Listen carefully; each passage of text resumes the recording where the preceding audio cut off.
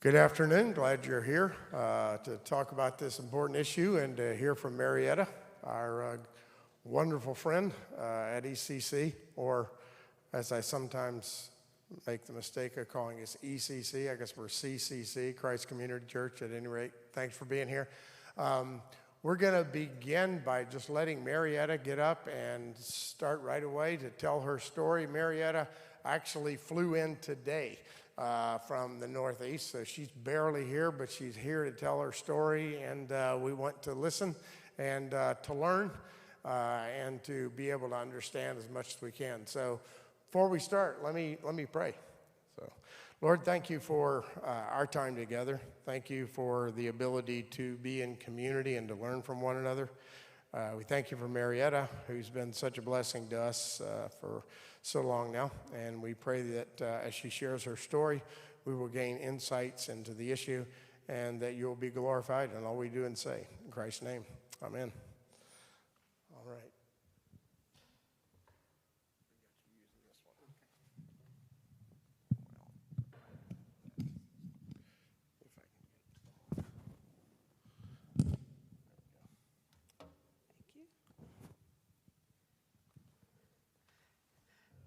So good afternoon, everybody. It's good to see you all.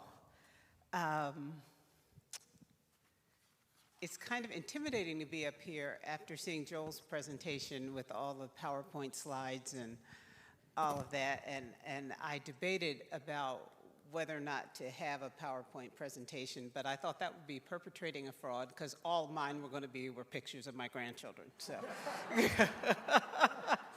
So, you know, I decided not to do that, although they are adorably cute, and I think they're phenomenal. So, first of all, I thought I'd just start off talking about what my intention is this afternoon.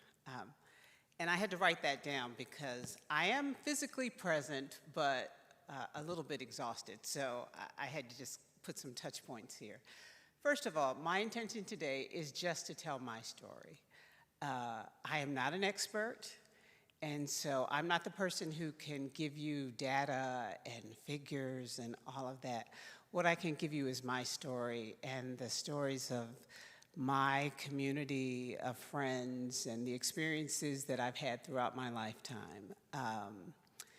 The African American community, as you know, is not a monolithic construct. So my experience is not the experience of everyone in the African American community. It is unique to me, although there are a lot of commonalities across our community. I'm not trying to speak and be the spokesman for the African American community. So I want to make that clear from the onset of our conversation. The other thing I want to say is my hope when we leave here today is that maybe something I say opens a doorway in your heart if it's shut. And if it's not shut, maybe we just come to have a greater understanding of each other or a greater understanding of just people's experiences that are different from our own.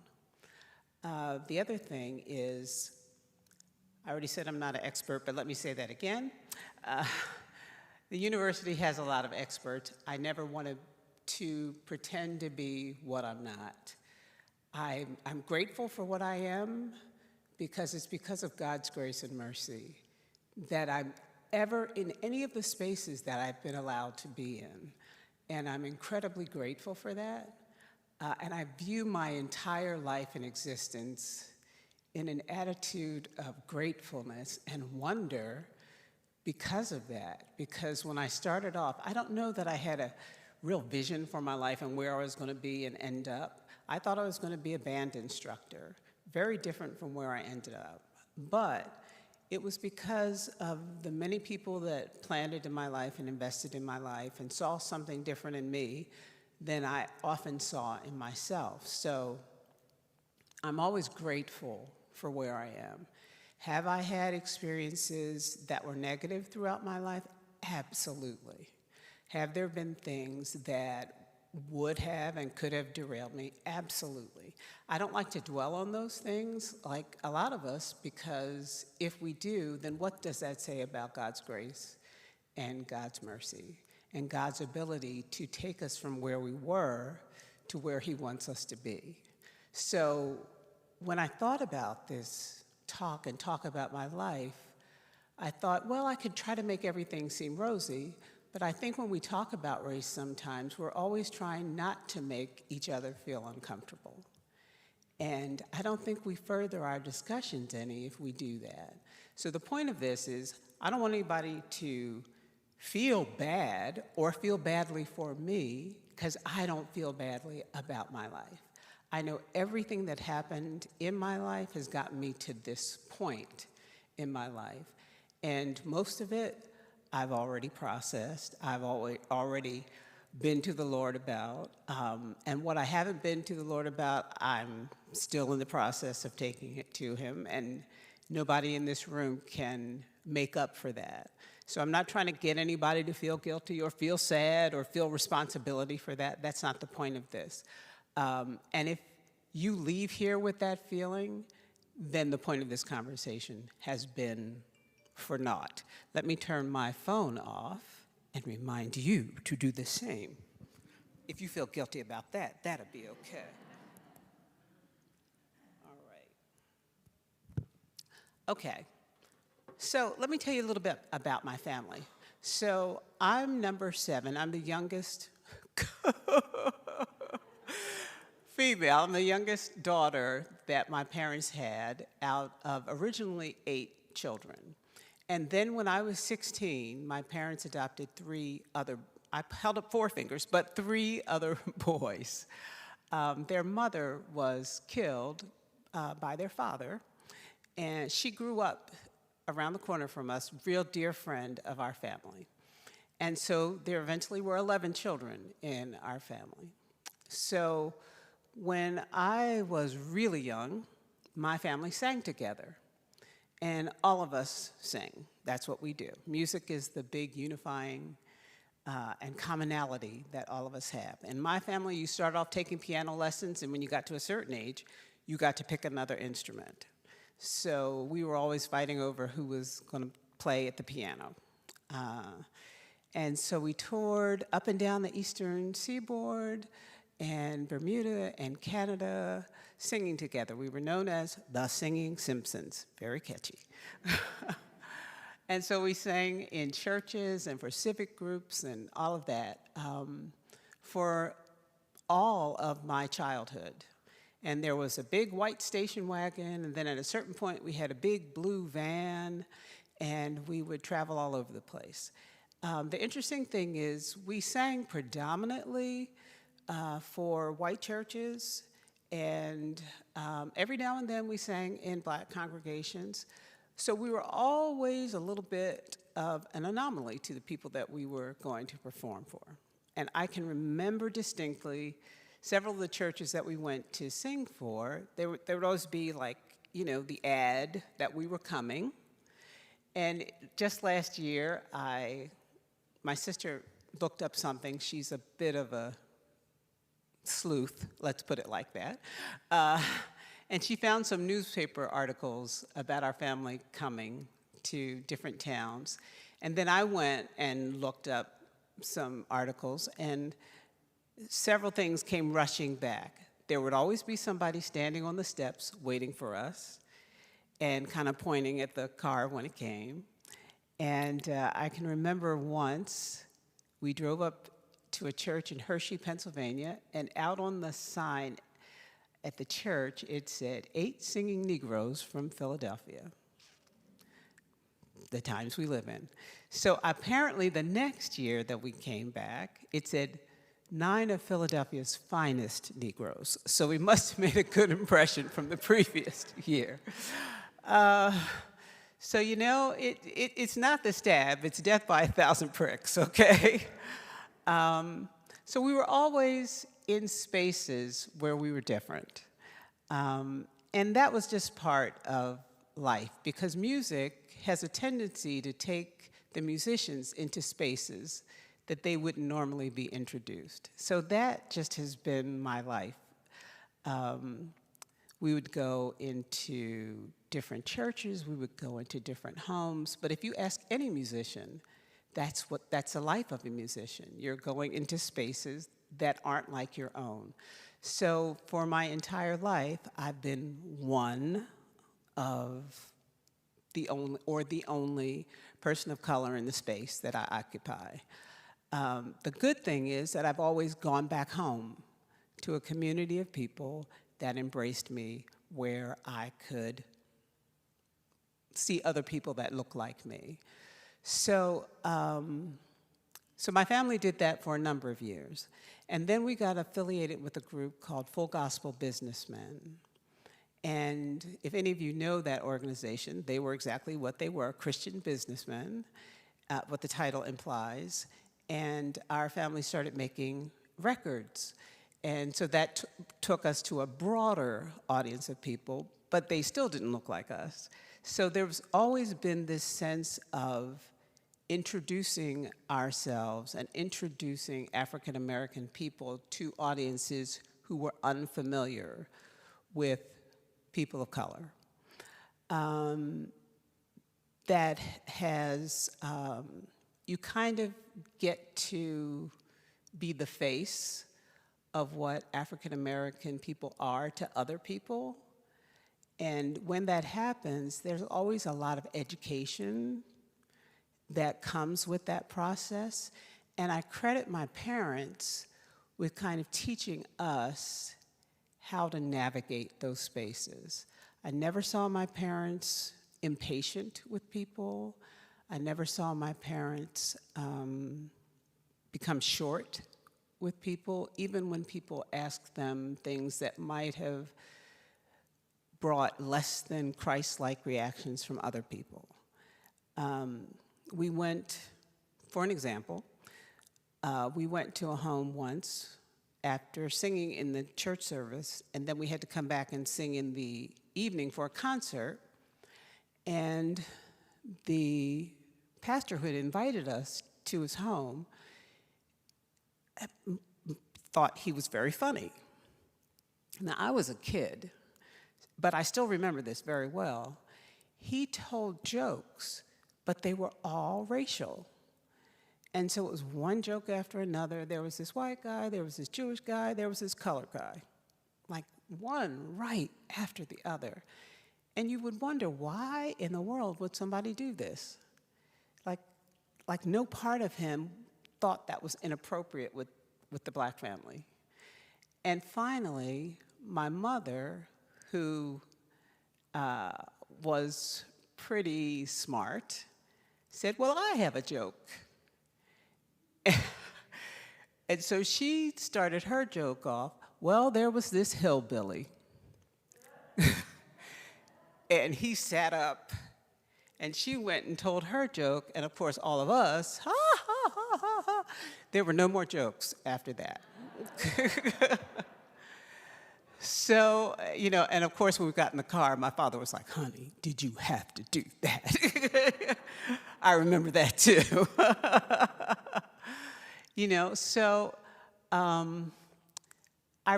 what I remember about them, my parents, both of them though, is that, like I said, they were very gracious.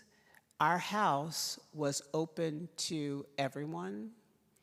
They used to have a guest book, and we had people from all over the world, missionaries from all over the world that were always in our house, and we didn't have a big house.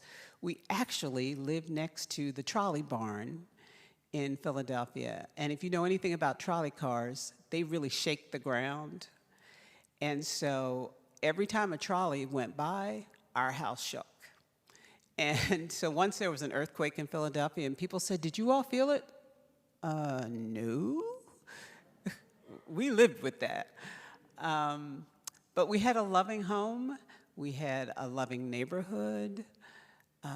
People took pride in what they did. People took pride in each other. They looked out for each other, like I'm sure they did in a lot of your neighborhoods. There was a sense of community. And what my parents instilled in each of us was that you not only represented yourself, but you represented your neighborhood. You represented your people, and what you did was a reflection on them, and it was a reflection on your community. The other thing that my parents, the message we got was, although the police, and I'm telling you this because I decided I was either going to have an honest conversation or a fake conversation. So I opted for honesty. The police you go to in an emergency, but never have the police come to their home. And the only time you want to interact with the police is in an extreme emergency. But the police are the authority figure, and in the street, whatever happens, even if you know they're 100% wrong, you can never engage with the police because it's to your disadvantage, and you want to come home at night. So that's how I was raised, with the message of this is how you have to engage when you are dealing with authority and the authority of the police. There was a real recognition that as an African American person, you are at a disadvantage when you engage with the police. Now, I was taught that I was born in 1958. I never shy away from telling my age because I lost two sisters when they were really young. So for me, lying about age is why? Except for when I got gray hair, that I thought about it.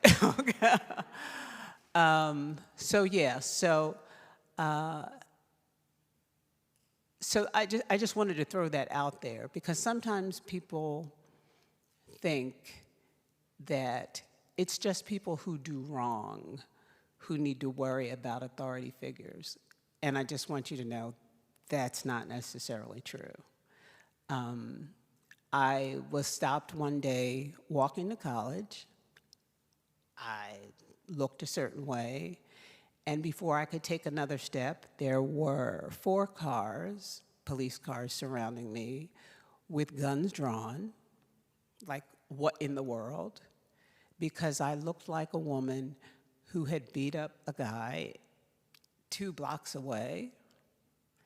I'm in my own world, have never been violent. Like the only person I've ever hit in my life was my older sister.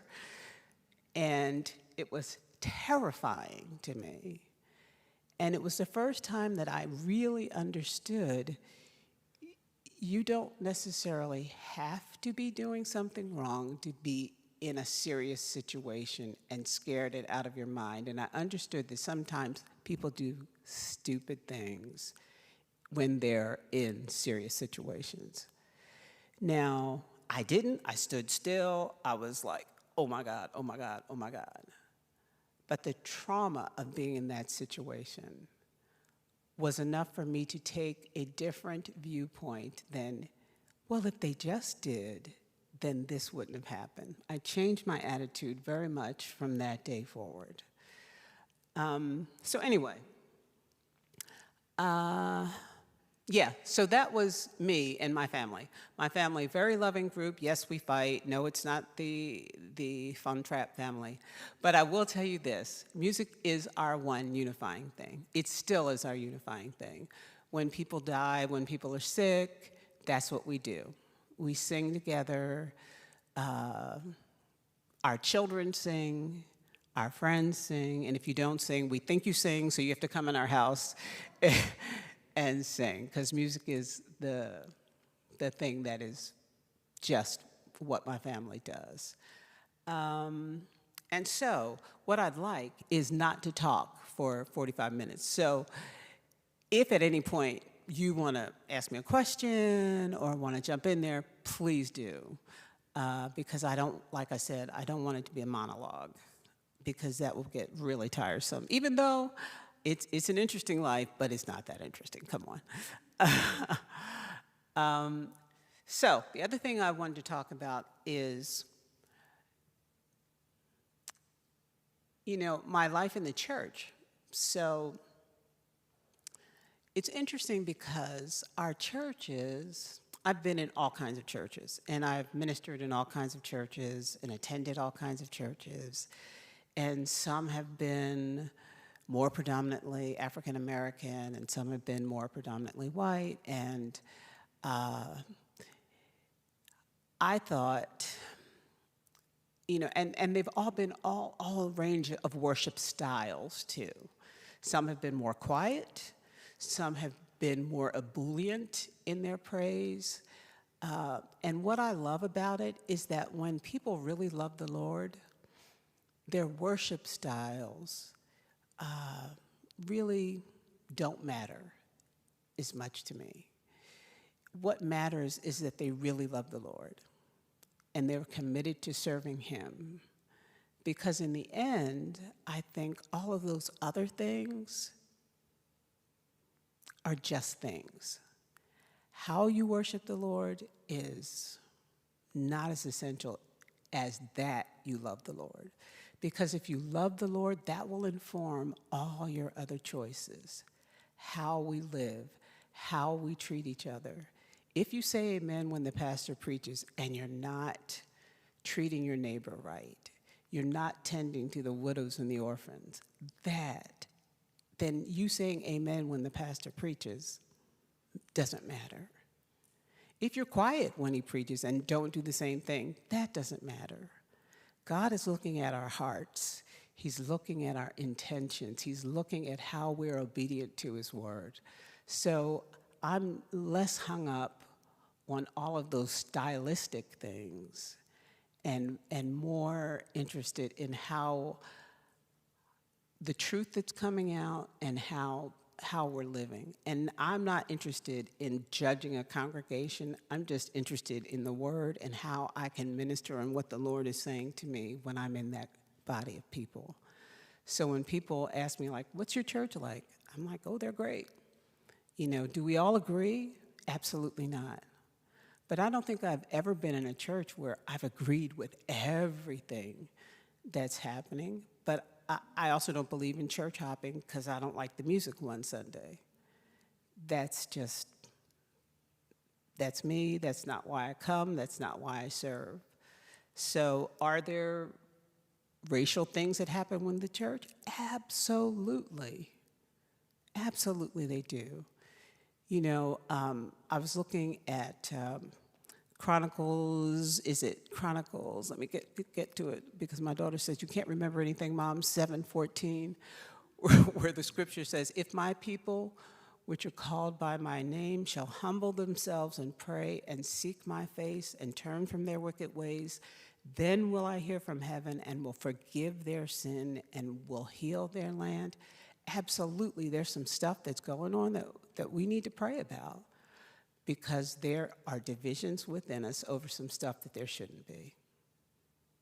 If we're still fighting about some things that people believe that just aren't biblically based about race, we need to pray about that because I can't convince people that my people are not cursed by God.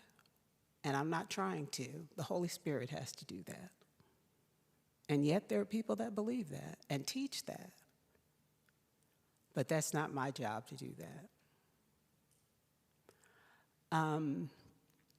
So anyway, but I have found love in practically every congregation that I've ever been a part of. So I'm grateful for that. And I know other people that have found love and welcoming arms in every congregation that they've been a part of. So I'm grateful for that too, because it tells me God is still moving, God is still changing hearts and opening minds and all of that. So I'm always hopeful. I truly am. So I got to tell you an example of something where generational things do matter. Election a few years back when, and this might strike a nerve with some people, I'm sorry if it does, when President Obama was running. And my daughter, who I adore, of course, she's my daughter. My mother used to say it's a poor frog who doesn't praise his own pond. I always say this about her, and I've said it since she was a baby. If God had allowed me to go pick a child, I wouldn't have known this model was available. She's just great. So she and I were talking about who we're going to vote for and blah, blah, blah, blah, blah, blah, blah. Well, I happened to be in Chicago that night because I was there with the opera company, and my apartment was 2 blocks down, And there was a lot of emotion in Chicago that night, and I had a lot of people from the cast over to my apartment, and we were eating and watching election results and all of that. And so we went out on the street, and that night, there were people outside, a lot of joy on the street, people crying and hugging each other and all of that, no matter which way you voted. It was a real moment in history. And I called my daughter, and we were both like in tears. I grew up saying the words that there could be an African American president, but I honestly did not believe that could ever happen in my lifetime. And so I say that whether or not you liked him or hated him or whatever, my daughter believed that could happen. I did not really believe that could happen. So when people say, have we had progress? The fact that within my parents' generation, my father's father's father's father was a son of an enslaved person. From him to me, who thought it couldn't happen, to my daughter, who thought it could, that's a huge leap. It really is. So in some measure, yes, there has been. But then fast forward to last year when we had all the racial unrest in our country, and then we were faced with some conversations and some issues that brought up a lot of stuff that some of us thought we had waded through already. It felt like we were whipped back into moments that we had already addressed on some level. And so I will tell you, there was a weariness that seemed to settle on so many of us, because some of us had kind of gotten lulled into the moment of thinking there was progress made that maybe we really hadn't made. And so that's why today I didn't want to just come and talk about everything being great. Because the truth is, sometimes when it's not hitting us in the face every day, we don't recognize that it is real for other people. And truthfully, it is real, whether or not we choose to believe it or not. My daughter and my son-in-law were just in Florida. My daughter, who you know already I think is great, is the Deputy Counsel General for Comcast Universal. And she was in an outlet store, and somebody followed her around the store. It's like, why? She's not going to steal something in that store. She shouldn't have to show her business card not to get followed in the Ann Taylor outlet. I shouldn't have to do that when I walk around a store here in town. And people won't think that kind of stuff happens, but it does. You wouldn't think it happens, but it does. I shouldn't walk in a store and be ignored and have someone else that comes in that doesn't look like me come in and have someone say, "Good morning, ma'am, may I help you?" It's not death by the knife, it's death by the tiny little pricks that gets you. And those are the kinds of things where you come in your house at night and say, "Lord, help me not to wear that. Help me not to have to give that to the next person I see. Help me to be like you. Help me to show love to people." Because it's not everybody. It's not. But enough of that happens that you put on your armor, you go out the next day, and you try again. And so that's the kind of thing that kind of drives up high blood pressure, sugar, diabetes, all the things that are traditional diseases that are very high in the African American community. All of those things, experts will tell you, besides diet and all of those other things, those are the kinds of things that eat at people's insides. And those things are very real. The effects of those indignities are very real.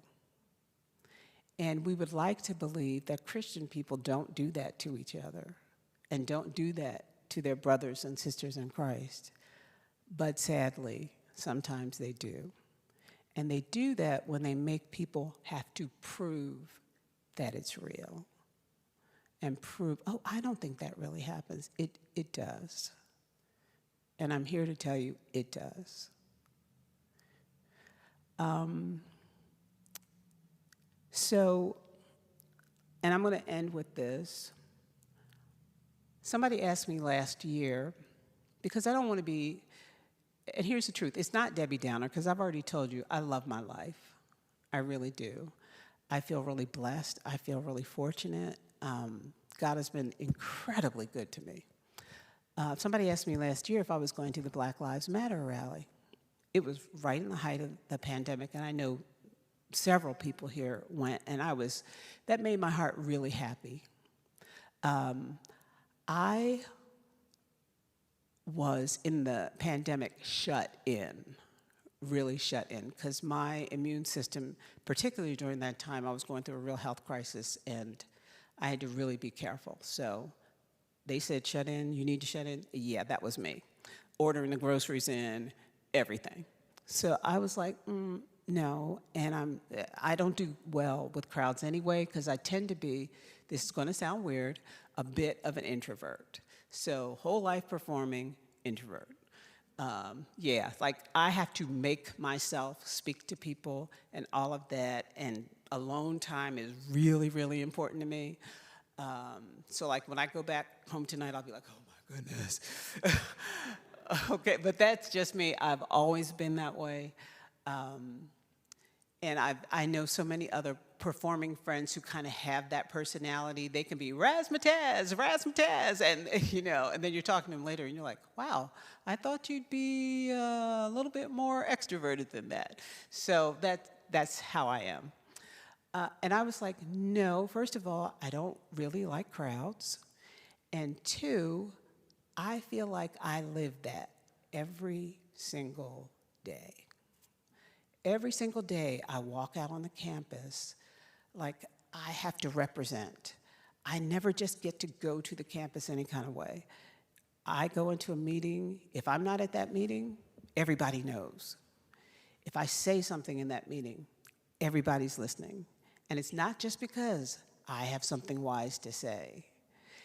If there's a viewpoint about a special issue of diversity, and I used to lead the diversity committee, so I know from whence I speak, there is a certain level of expectation that comes with that, and then you also have to absorb all of the comments people make about the subject, comments that they would not make about other things, and understanding that they would have about other issues, very intelligent people, that they would have about other issues, but they don't on the subject of diversity. You have to weather all of that. You have to bear all of that. And I finally decided, not for this. We need other people to step up to the plate. We need other people to carry the load of understanding and growth on this issue. So, no, I'm not going to that. I need other people to do that. In the midst of the pandemic, I got to take care of my health, and I have to have some other people step up to the plate in this moment.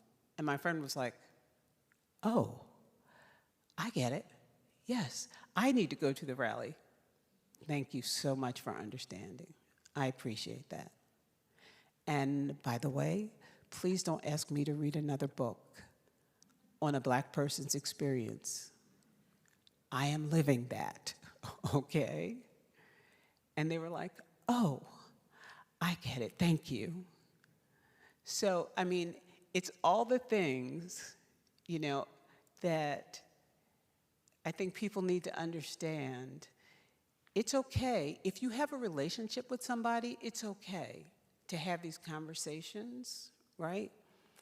But it's about developing a relationship before you make the ask. Because it is out of the genuineness of your relationship that you could ask someone to educate you. But if you haven't taken the time to develop a real relationship with someone before you start asking them to teach you about what it is to be African American, or all of those other questions of, can I touch your hair? And, oh, I wish I had your hair. All of those things, no, you can't do it. You shouldn't do it, because you wouldn't want someone to do that to you. And I can't believe I brought the hair thing up, but I did, because people should know that. It's like going to the zoo and looking at a really exotic animal, and it really is. And people say, of course not. And now somebody's going to say, oh my God, did I ever ask her about her hair? Okay. And trust me, I get people that ask me about my hair all the time, so no offense. But it is a thing. Please know that. Like, never, and I'm just going to give you this one for free, never touch an African American person's hair. And that happens. I know it seems horrifying, but it does happen. People do that. Just don't. Because there are certain lines none of us should cross with each other. We just shouldn't. It's one thing if it's your friend, and you ask them, and they say yes. But if they're not, don't. Here's what I want to end with. And like I said, if you have a question, if you don't have a question, you just have a statement, that's fine too. I like this verse because I think it's good for all of us. At least it's good for me, and I should just speak for myself. And I said I wasn't going to be anybody's spokesperson, right? And it's Philippians 4:8. Because I know all of us in our lives have we have pain. We have traumatic experiences. We have had situations in our lives where somebody has done somebody wrong. There's a song that says that, I know. Hey, won't you sing another somebody done somebody wrong song, okay? I know that race is an issue, but there are other issues, and there's trauma in everybody's life, and we're just talking about race right now. But the thing that I love is when people don't look like the trauma they've been through, and you don't see the mark of it in their lives. I think that is such a tribute and such a blessing, because we know that's God. We can't do that for ourselves. We know that's God's mercy, and we know that's God's grace. And the verse that always comes to me when I think about that is Philippians 4:8. And the peace of God, which transcends all understanding, will guard your hearts and your minds in Christ Jesus. Finally, brothers, and I'll include sisters, whatever is true, whatever is noble, whatever is right, whatever is pure, whatever is lovely, whatever is admirable, if anything is excellent or praiseworthy, think about such things.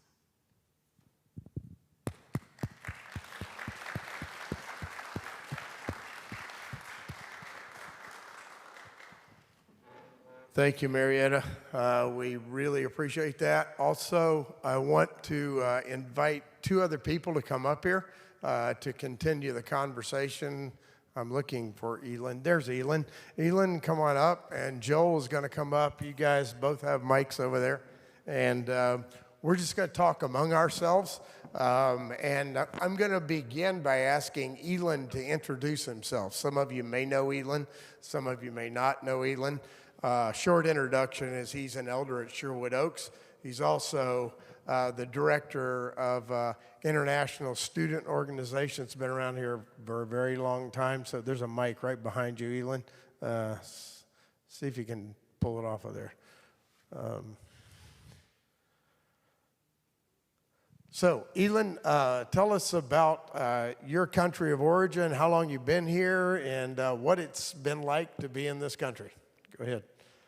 My name is Elin, and it looks like I'm not the only one from my country here. I'm from Singapore, and my wife and I came to the United States 28 years ago, and that's how long we have been married. So we came here 3 weeks married. I was telling one of my students that this has been a one long honeymoon. Good thing my wife is not here because she would not agree with that. But so we came here as students, went to Taylor University, and then went to a seminary in South Carolina to do a master's in divinity. Were you asking just the country of origin? Or? No, your experience of being here and how long it's been and what you're up to now. Yeah, so I was in South Carolina for 7 years while I was in seminary and then working, and that's why I came across this ministry called International Friendship Ministries. I wanted to be a Bible translator with Wycliffe, but long story short, it didn't quite work out. Although, and opportunity was there for me to be part of this ministry, working with international students. I was already volunteering with the ministry, and I did my internship with IFM. So it's been 21 years that I've been with the ministry. And 17 years ago, we moved to Bloomington to start a new branch of the ministry here. So we've been here that long, working with international students at IU. Thank you, Elin. What we're going to do is have a little bit of a conversation just right here, asking each other questions, and then I'm going to go out like I did last time and give the mic to you guys to ask questions of them. So one thing Marietta said was very interesting when she said about the African-American community, that this was her experience, and her experience is not a monolithic experience, right? It's not, everybody's different. So to what extent would you say that you two have a different experience, and to what extent is that experience different? From Marietta's, also from your own, could you just speak about that a little bit? Go ahead. I think my experience, I can divide into three different portions. One is my own experience and the experience of my wife, and the other, the experiences that I see that my children, I have 3 children. My oldest is 22, my oldest son, my daughter is 20, and my youngest son is 17. And I see their experiences what I see from them. And the third is what I see through the students that I minister to. And they are largely, international students, but in my discipleship group, there are also African American students, Hispanic American students, Asian American students. So I see what they go through, what they experience, what they share, what they, fuss about, cry about.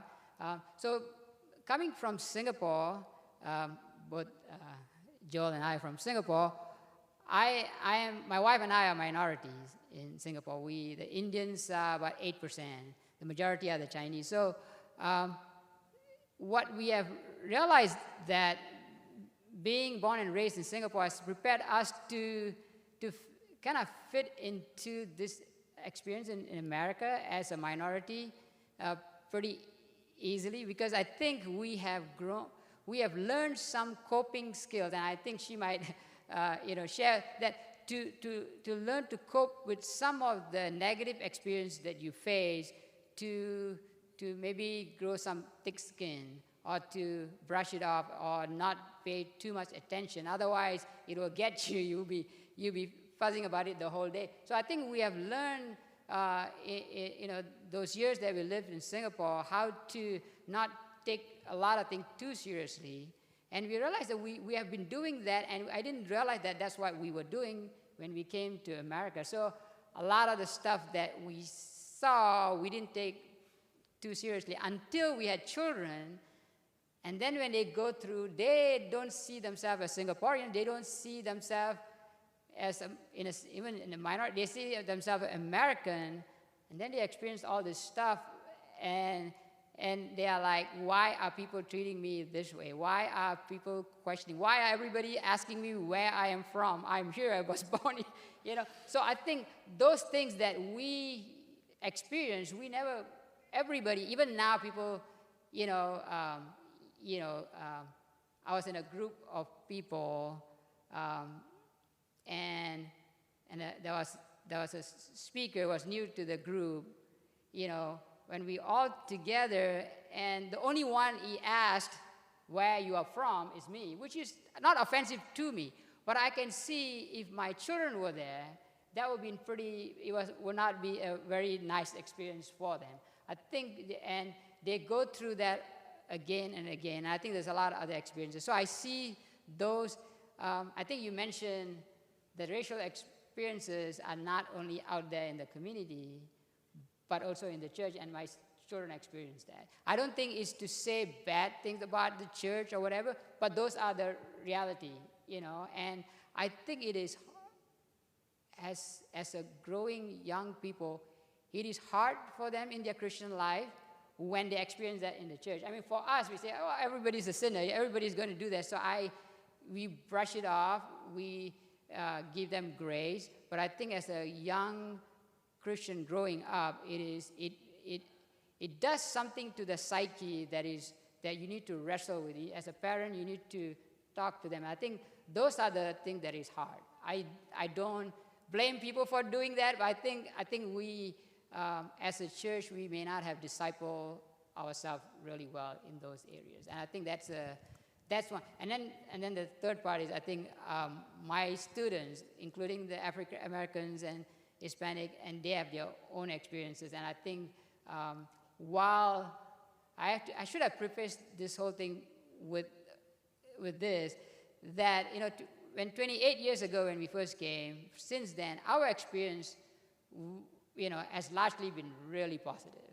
I mean, we have been blessed, we have been blessed as a couple by loving people all the time. Since then, since we came to Indiana first, and we went to South Carolina, and came back to Indiana, our life has been blessed by people around us. And I will tell you this short story before. Is when we first came, we were at Taylor University, and we're looking for a church to go, and there was a sign that said, wait here for the bus to take you to the church, and this was January, because we just came like a few days ago. We don't know much about the climate. I mean, now we know it's cold, but we never experienced that before, and we're standing in the cold, and a van comes by, and I say, do you want to go to church? Yeah, sure. So we went to the church. The church was in the west side of Marion. And by the time we went to the church, this couple who were driving the van already figured out they were newly married, and we didn't have anything in our apartment. And they asked us to come back the next week in the evening service, and when we attend the service, and we go to the fellowship hall, and it was full of stuff for us from the church. This church, all white people, they don't know us from anybody, and they would want to bless us with all this. And in fact, even after 20 years, we have a nightstand in our bedroom that we still kept to remember that impacted our life a lot. I mean, many of you know about the furniture giveaway. That was born out of that experience. Mm-hmm. That you actually can. Our motto is making a global difference one couch at a time. And that's what it did to us. It made a huge, because the couch was a representation of love from them, from also love from God.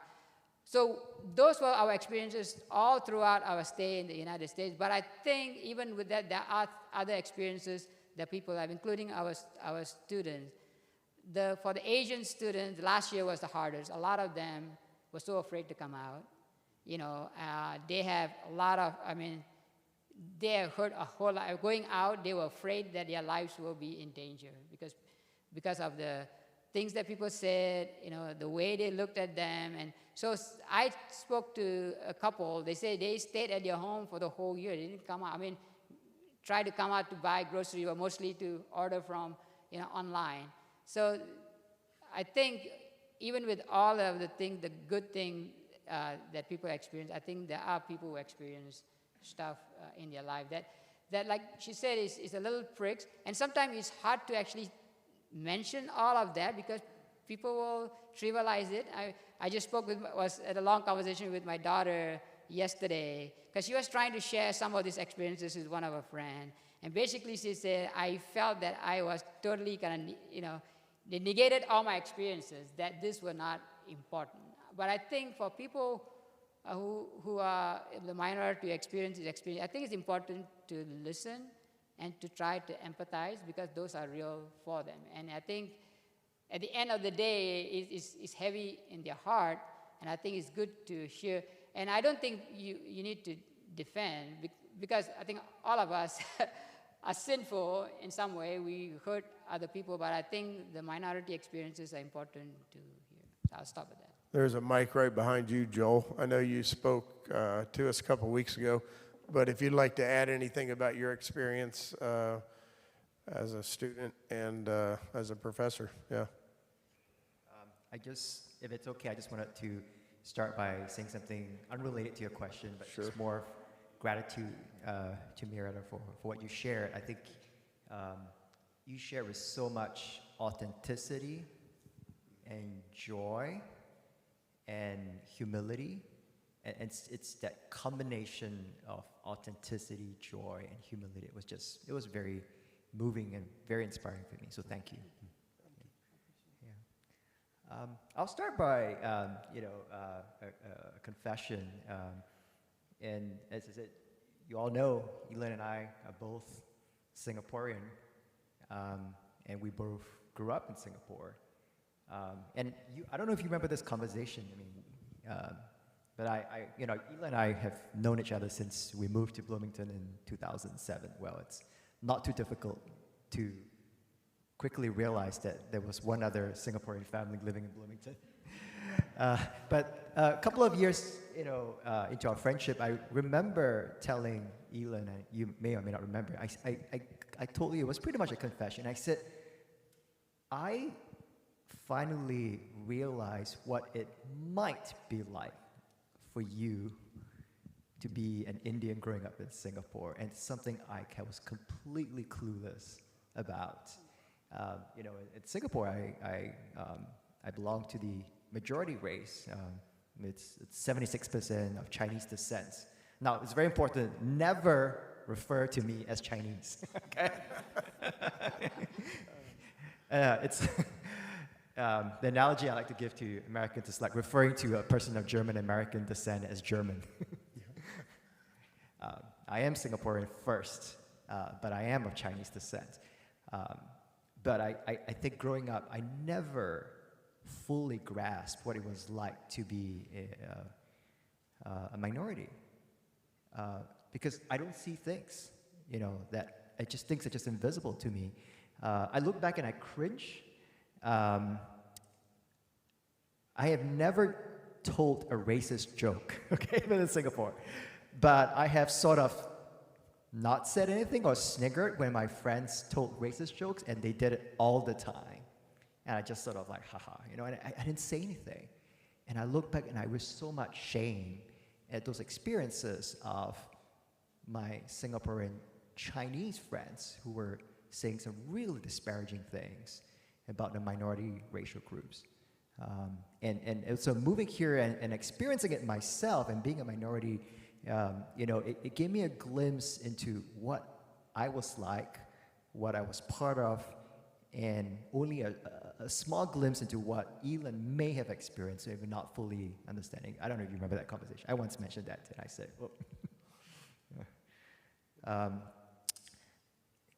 my experiences are different, and of course everyone is different.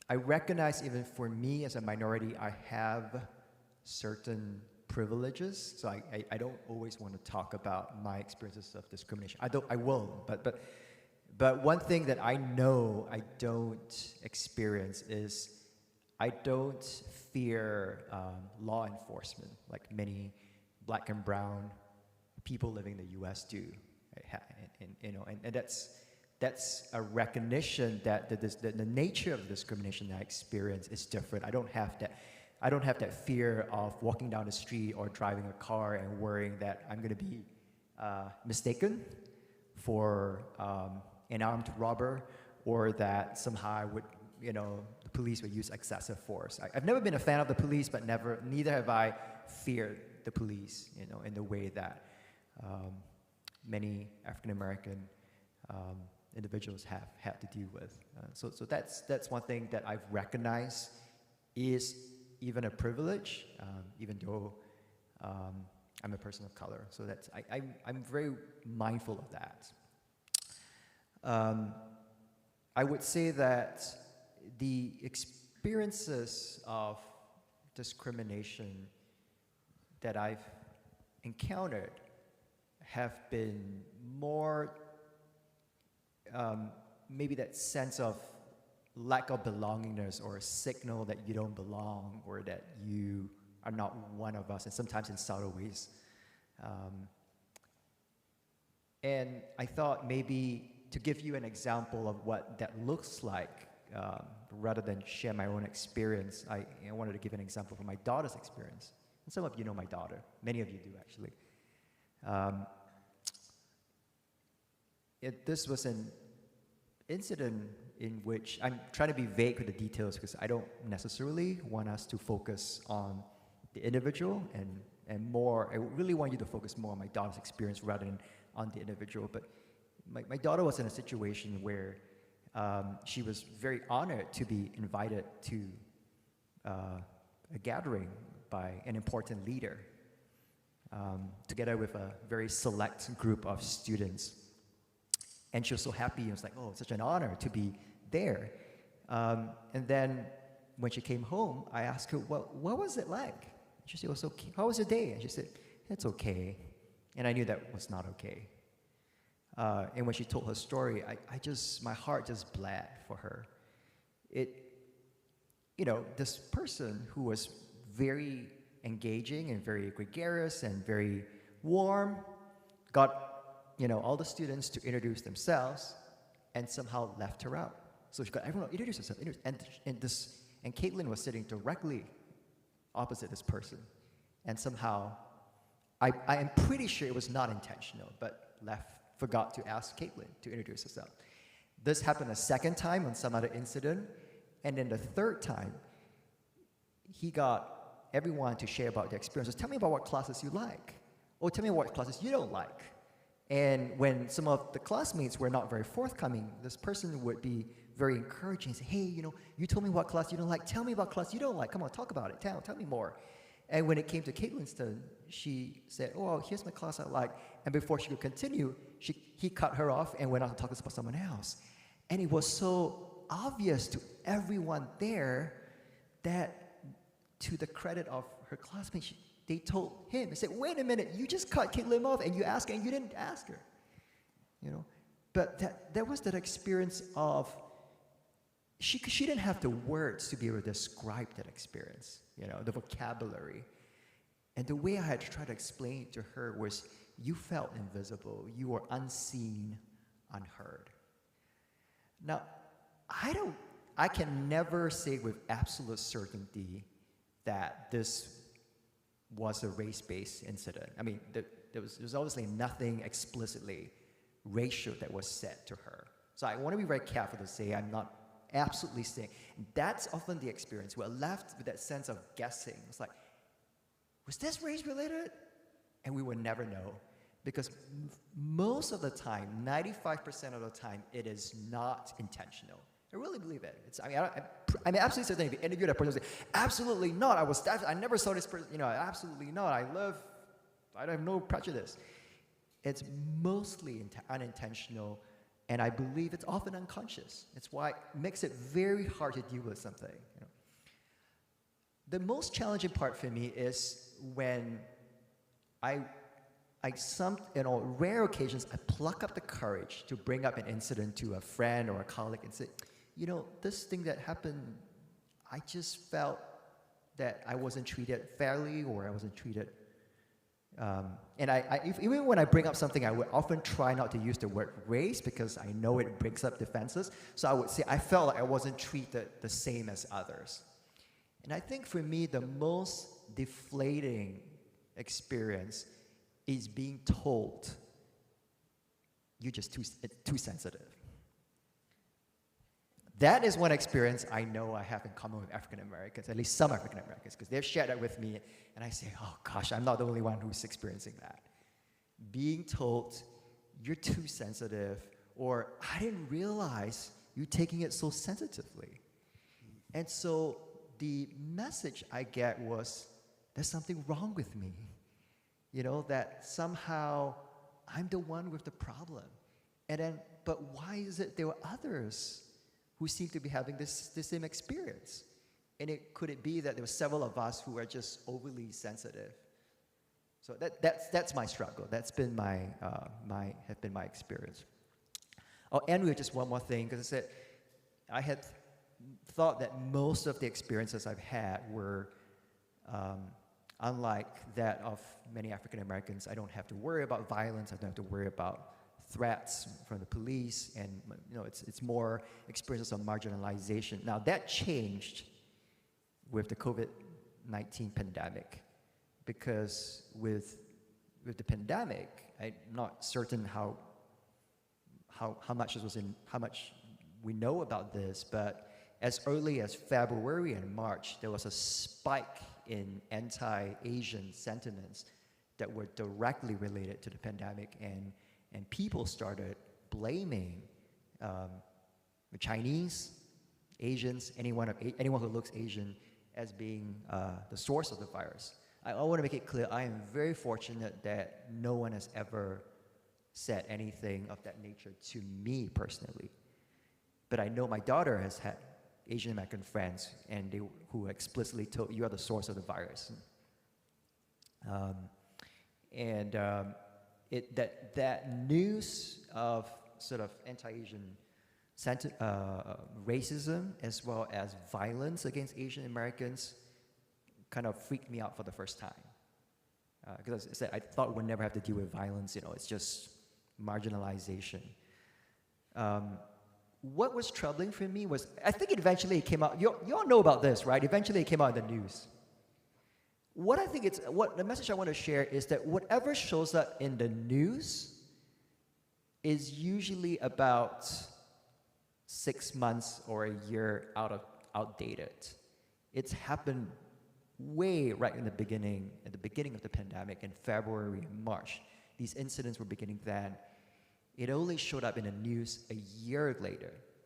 And that is often the experience of many minority groups, where there's something that's happened, but it doesn't get attention. And one thing I want to share, is I'll stop here, is that if we think about the Black Lives Matter and George Floyd, and it's like, wow, this is terrible. It's like, why is this happening? If you speak to African Americans, we'll realize that they'll tell you that it didn't happen this year or last year. It's been happening for centuries. This use of excessive force by the police against African Americans, that's been taking. I mean, you speak to African American families, they've experienced that, they know it, they've tried to protect themselves for years. It is just that the rest of us, we've been late to the game. We found out late. And that experience breaks my heart, to know that it takes a long time for stories and experience of discrimination to get out into the media before before the media picks it up as an important story. It takes time. That breaks my heart. Thank you very much, all three of you, for giving us those kind of insights. But I want to give you all an opportunity to ask any questions, to gain a further understanding of a variety of perspectives that are up here. So if you have a question, you raise your hand and I'm going to come back to you, just like I did a couple of weeks ago. So anybody have one you'd like to ask? Bud, I'll be right down. Hang on.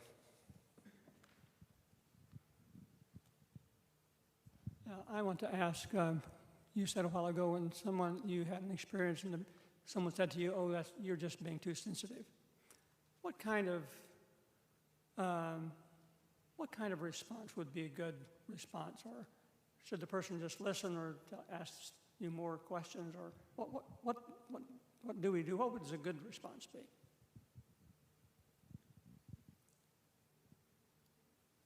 Well, thank you for that question. I mean, I can share a little bit, but I'd like to hear from the other two too.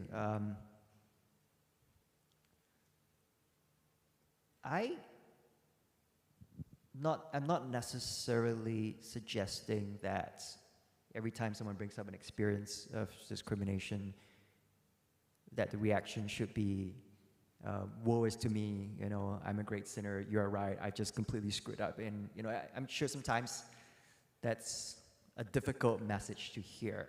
And I'm trying to put myself in the other person's shoes. I mean, there have been times where people have given me constructive feedback and I've been defensive myself. So at some level, I get it.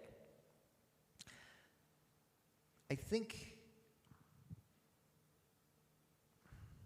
what could be helpful is to say, well, wow, thank you for sharing this with me. I never realized that this was how I was coming across, and you've really given me a lot of food for thought.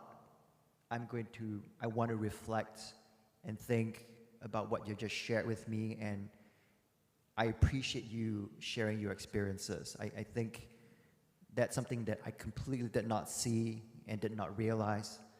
So I appreciate you for sharing that. I think if someone were to share that with me, I would at some level, even if that's not an admission of guilt, it at least conveys the impression that I'm being seen or I'm heard, which is oftentimes not what I experience. But that's me. I don't want to speak for the rest. Yeah, I think it's important to validate the lived experiences of the minority people group, or even, it doesn't have to be the lived experiences of people who are different than you. Because I think all of us, I mean, even the people who are considered the minority, I think we may not have lived the lives of other people, so what we experience is different. So I think if you validate the lived experience of people who are different than you, and then try to use that as a learning experience. So what did you go through? How did that affect you? How can I now learn to be sensitive to that and also not make the same mistake? I think that will be a good learning experience to both parties.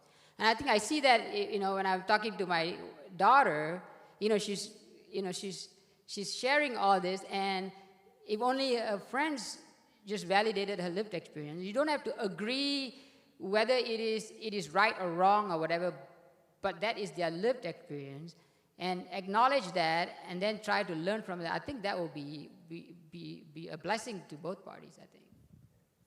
I would totally agree with both of them have given such great answers. I would say the same thing, that sometimes when your friends are telling you about their experiences, they just need you to listen and say, I hear you, and I'm sorry that happened to you, as opposed to trying to explain to you why that other person didn't mean it. That person's a really good person. They would never do that. You've totally misunderstood them, or explaining to you why your reaction to it was wrong, and you're just being whatever it is you're just being. If that's how you experience that moment, that's how you experience that moment. I'm sorry you experienced it that way. You're not saying you were responsible for that moment. It's just, if that caused you pain, I'm sorry that caused you pain. Just hearing it sometimes is all you need. Yeah. Anybody else? Thank you, Bud, for that question. Yep, Ruth.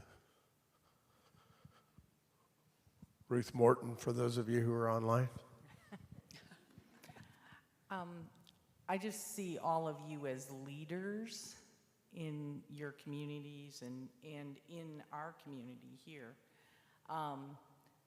One thing I want to ask you, I had a friend who was a leader of diversity at Wheaton College. And he was a big black man who knew everybody, and everybody knew him because he kind of stood out. He was about 6'6". But he described his position as being a bridge.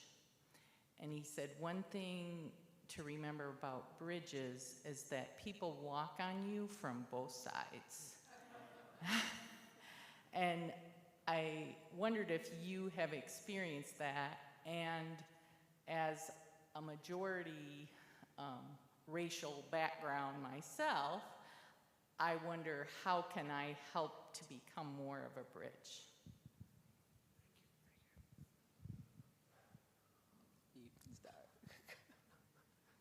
Yeah, that's a great question. I think in the church I come from, we have a task force, and I think, and the task force, for the racial reconciliation task force, we have, people of all backgrounds in that group, and I think it is important to hear all voices. And I think that's how you can be a bridge, and try to understand all viewpoints. And I think the hardest part is sometimes people don't want to hear a viewpoint from another party because it could be taken as offensive or being targeted, against someone. But I think what we're trying to do is how can we understand each other and live in a more peaceful environment. Understand we don't have to be the same, but we can live together. And I think that's the hardest part, to getting people to listen all viewpoints. I remember. This is not in the task force, but I remember being in a meeting, and one of the persons say, "Yeah, we need to listen."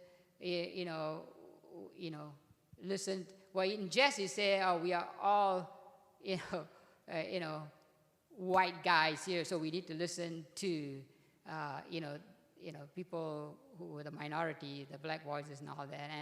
And someone else said, we can know things too. Why do we have to do that? We can figure out things. We don't have to, highlight that. We can figure out things ourselves. And I think that statement is kind of, short-sighted, because I think, like I mentioned, all of us. We cannot see every viewpoint. We have our narrow view because that's our experience, but I think we have to work really hard to listen and hear and see what other people are experiencing. And sometimes it's hard, sometimes it might seem like it is offensive to us, or we are being being targeted, but I think it's good practice to pay attention and hear, even though it's hard. I think that's the hardest role I play, I think, trying to get everybody to listen to each other. Yeah, I'll go second so I don't always go last. But I think, I was going to say, I don't, how do you see yourself? If you want to be the leader and the bridge between people, I think bridges are going somewhere. So where do you want to go, and who do you want to bring with you? I think that's important in deciding how you want to have dialogue with people, but it's very important that you are able to hear people without hearing them through the prism of just trying to get them to your side. And I think sometimes when we're listening, and I have to watch myself sometimes, because I can remember in my family that sometimes you could tell people were listening, but they were only just waiting till their turn to speak. So I think we have to genuinely try to hear people when they speak, so that we can really, I hate to overuse words, but empathize with other people's viewpoints and empathize with those voices, so that we can come to at least to an agreed set of facts that we're going to use moving forward, or at least have an agreed, this is what we're trying to solve. This is where we're trying to go. Because we could spend hours and hours talking, but if we don't even agree where we're going, then we're not going to come across a common bridge. We can't have something that we're working towards. So we need to know where we're going. And then we can have different viewpoints, that's fine. But we have to know where we're going and what we're working towards. And I think that's a more effective way. We can listen to each other. We can say, okay, I don't necessarily agree with that approach, or it's okay, that's all right. But really listening and knowing what we're headed towards, I think is a good way of being able to bring differing experiences and different voices to the table and really having meaningful dialogue with people.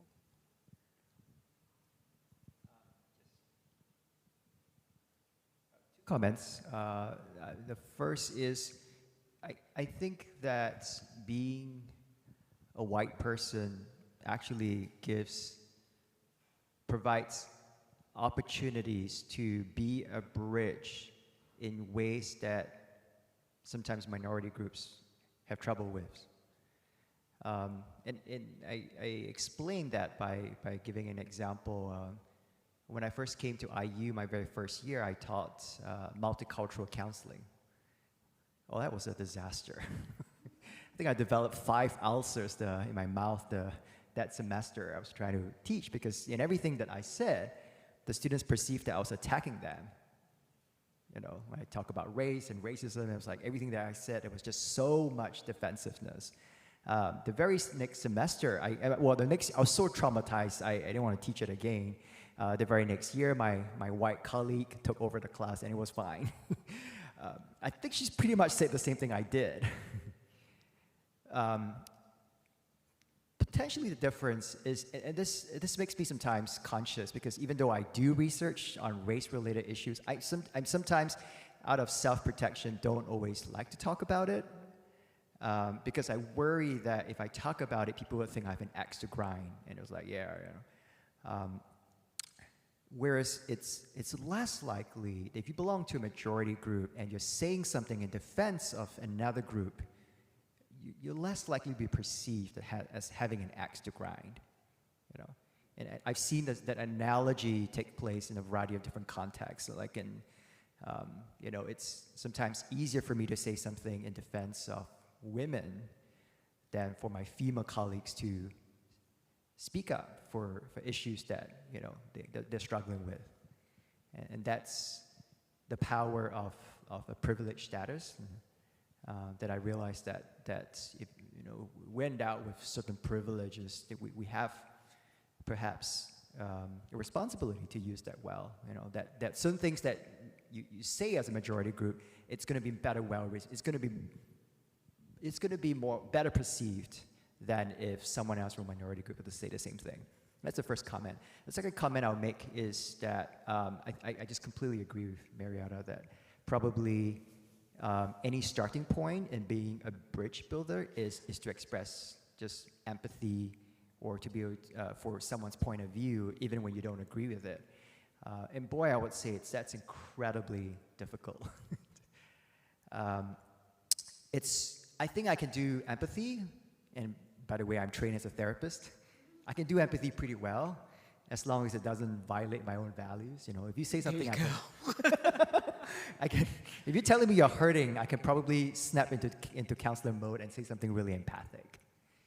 But if you say something pretty offensive that I absolutely don't agree with, it is a lot harder for me to say, yeah, you know, I'm hearing that this is something that is important to you, you know. But I also think it's important to do that. And it's something that the rest of the world probably struggle with. This is, my message to a lot of my IU colleagues is that we need to be a teeny bit less judgmental sometimes, even on race matters.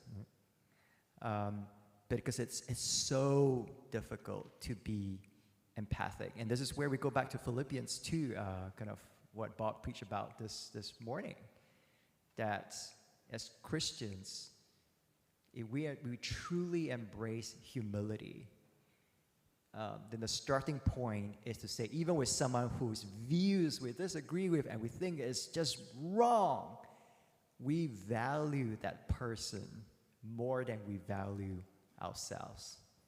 Philippians 2. That's a difficult message, but it's what we're called to do.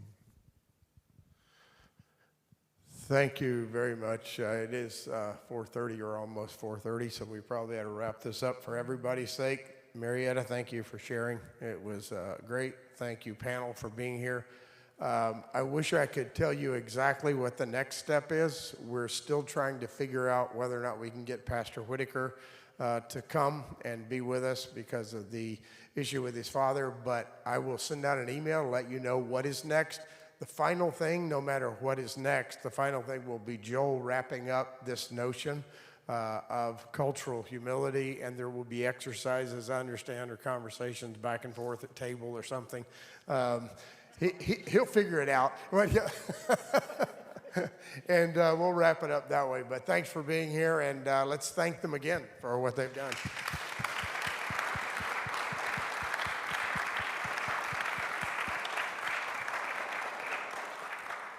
Thank you very much. You can continue to converse with people. God bless. Good night.